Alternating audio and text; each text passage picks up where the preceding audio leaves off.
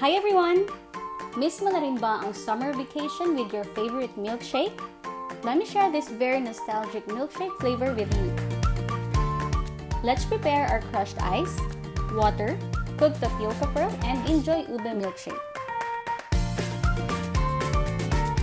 Just pour your 75 ml of water and 75 grams of Ube Milkshake in your blender and blend. This way, we can make sure na walang may iwang powder residue in your blender. Next is, add your 300 grams of ice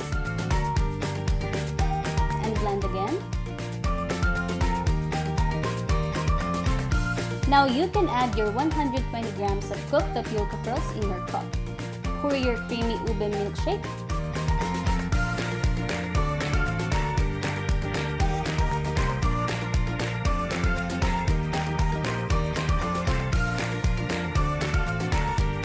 Serve and enjoy!